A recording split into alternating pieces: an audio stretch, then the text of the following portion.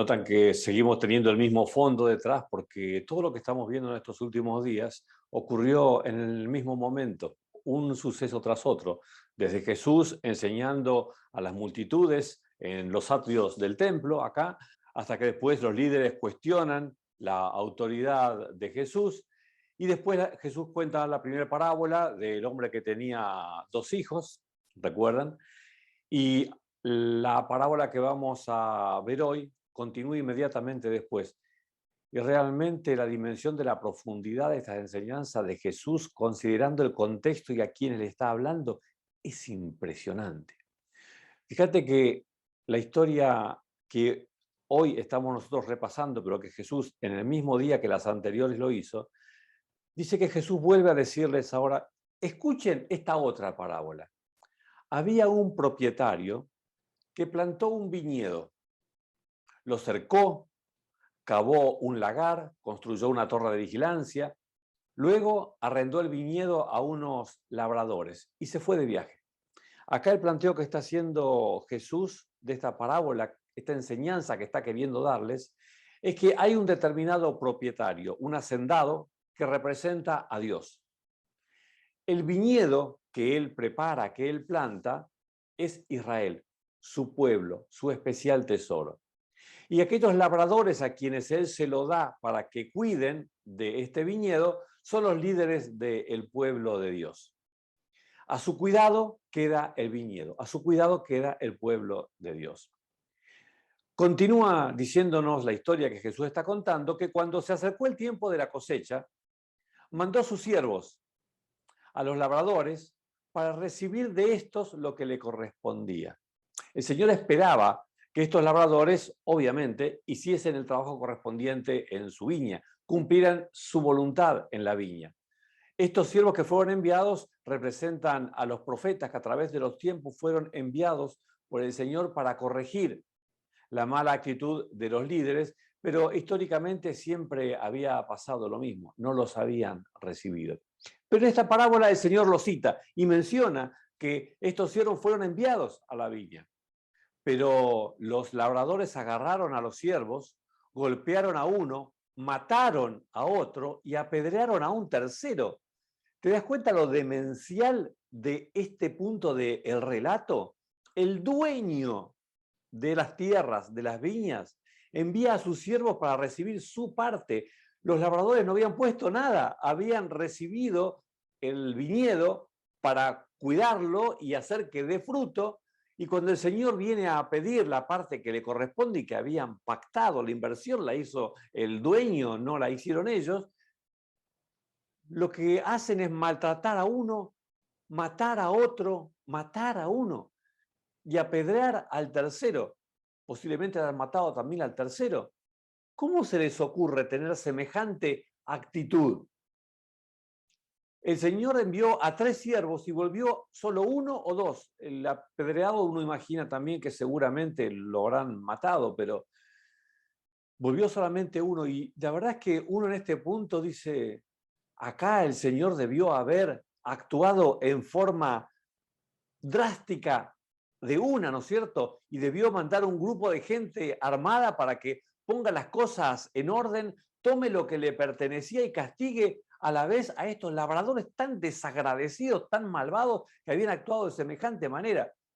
Sin embargo, vemos que la reacción del Señor es un tanto, no sé si a vos te parece igual, pero al leer el siguiente versículo quizás compartas conmigo que tiene algo de irracional la reacción del Señor. Esto debió ser un momento en el que todos festejaran el buen tiempo que había pasado y como todos habían salido ganando. Sin embargo, tuvieron esta actitud tan incomprensible. Pero mira, dice el versículo 36, que después les mandó otros siervos, el mayor número que la primera vez, y también los maltrataron, igual que a los primeros. Me cuesta entender que el Señor haya mandado nuevamente siervos a conversar y a dialogar con esta gente, que no merecían ya ningún diálogo a esta altura, te das cuenta que no lo merecían. Sin embargo, el Señor por alguna razón estaba valorando de una gran manera a estos labradores y a esta viña. Y tanta es la estima que tiene este señor por los labradores y por la viña, que a pesar de que este segundo grupo fue tan maltratado, toma una decisión ya extremadamente incomprensible e irracional. Por último, les mandó a su propio hijo, pensando, a mi hijo lo respetarán. No, me cuesta entender que el Señor haya mandado a su hijo. El peligro era altísimo. ¿Tanto valoraba el Señor de la viña a la viña y a estos labradores? Tanto que envió a su hijo. ¿Por qué no envió destrucción directamente sobre ellos? Pero no, manda a su hijo. ¿Te das cuenta que tanto el pecado como el amor tienen aristas verdaderamente irracionales? No dejamos de preguntarnos por qué. ¿Por qué estos hombres tuvieron actitudes tan increíblemente agresivas y malas para con aquel que les dio todo? Porque la villa que ellos tenían y que ellos estaban teniendo a cargo, el Señor se las había dado. Y no deja de ser menos incomprensible el amor del Señor de esta parábola, que envía siervos, envía más siervos y termina enviando a su propio hijo. Vos no dejás de preguntarte por qué. ¿Por qué uno y por qué lo otro? Ambas actitudes rozan lo irracional. El pecado es irracional y el amor no lo alcanzás a entender tampoco. Pero cuando los labradores vieron al hijo, se dijeron unos a otros, este es el heredero, matémoslo para quedarnos con su herencia. Si hasta aquí creías que habías llegado al colmo de lo irracional y de lo impensable, los versículos que transitamos ahora claramente lo son mucho más. Lejos de haber recapacitado después de haber maltratado a todos los siervos del Señor de la viña, cuando viene su hijo, lo reconocen como su hijo y deciden asesinarlo para poder quedarse con su dominio sobre la viña. Este era el punto exacto que estaba pintando lo que los líderes estaban haciendo ahora con Israel y lo que estaban deseando hacer con Jesús, el Hijo de Dios, a quien ya habían reconocido como tal, pero habían decidido matarlo para quedarse ellos con la viña y con lo que pudieran obtener de ella. No estaban dispuestos a perder su autoridad. Así que le echaron mano, lo arrojaron fuera del viñedo y lo mataron. Cosa que ocurriría en la vida real muy pocos días después, porque esto ocurre un martes y el viernes Jesús sería sacado fuera de Jerusalén y ahí lo matarían, como la parábola que Jesús estaba contando en este momento decía que ocurriría.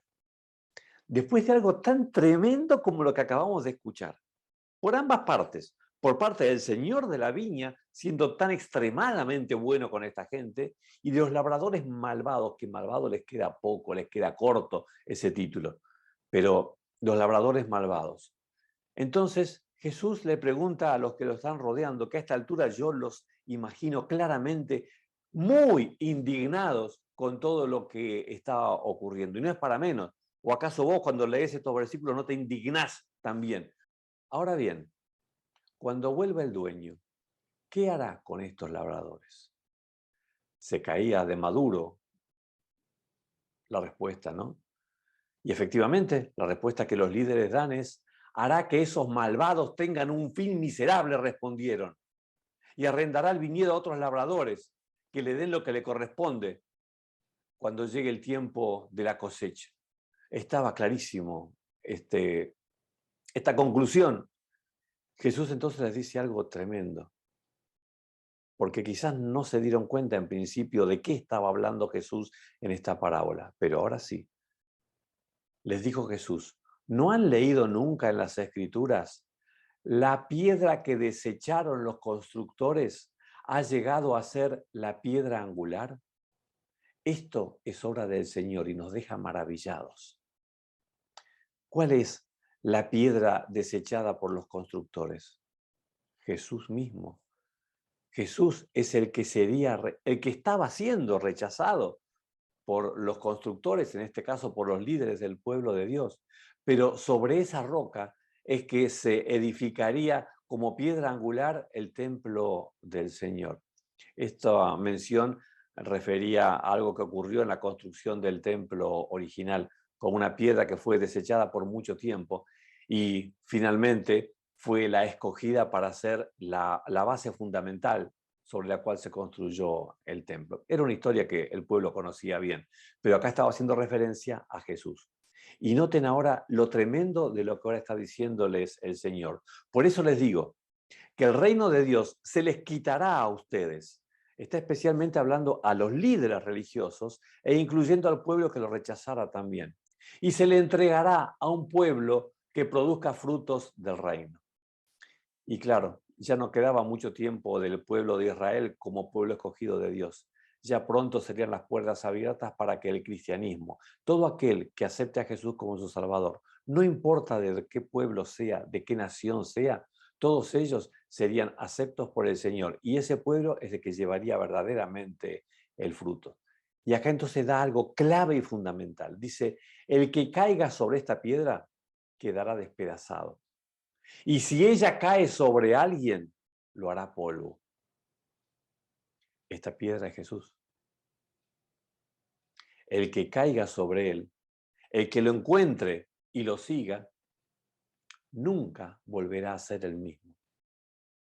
Dejará de ser quien era para ser una nueva criatura. Esto es lo que pasa cuando vos o yo nos encontramos con el Señor y aquellos en el tiempo de Jesús que se encontraban con Jesús y le permitían a Él que guíe sus vidas. Nadie quedaba igual. Las prostitutas se convertían en santas mujeres, los cobradores de impuestos, los pecadores, dejaban de ser quienes eran para ser personas nuevas, distintas y mejores, nuevas criaturas. Así como cuando vos te encontrás con Jesús y le permitís que Él obre su voluntad en tu vida, dejás de ser quien eras. Ya no sos más el que eras antes de conocerlo y pasás a ser una nueva persona, una nueva criatura. Pero después también el versículo dice que, pero al caer la piedra sobre ellos, sobre quienes cayera la piedra, la cosa es distinta, los hace polvo. De ninguna de las dos maneras quedamos igual, ¿te das cuenta? Cuando encontramos a Jesús, nadie queda igual, lo aceptemos o no. Unos somos transformados por su poder, si se lo permitimos. Otros encontrarán su fin cuando Él vuelva a dar a cada uno según haya sido su obra en este tiempo, ¿no? Habla de la segunda venida de Cristo en particular. Cuando los jefes de los sacerdotes y los fariseos oyeron la parábola de Jesús, se dieron cuenta de que estaba hablando de ellos. Así, con esa dureza, se dieron cuenta que hablaba de ellos. Justamente la dureza de esta descripción es la que hizo que se reconocieran a sí mismos como los labradores malvados, porque ellos sabían lo que estaban pergeneando hacer para con Jesús. Buscaban la manera entonces de arrestarlo, pero temían a la gente porque ésta lo consideraba un profeta. Ojalá vos y yo, al encontrarnos con Jesús, seamos como aquellos que tropiezan con la roca y de ellos ya no queda nada porque pasan a ser nuevas personas. Ojalá vos y yo sigamos a Jesús y no importa que dejemos de ser quienes éramos. Es más, ¿sabes qué? Es lo mejor que nos puede pasar. Porque en vez de continuar siendo quienes somos, al encontrarnos con Jesús y permitirle a Él cumplir su voluntad en nosotros, seremos quien Él quiere que seamos. Y te aseguro, nada mejor que esto puede pasarnos en la vida. Que Dios nos bendiga para que así pueda cumplirse su voluntad en nosotros. Amén.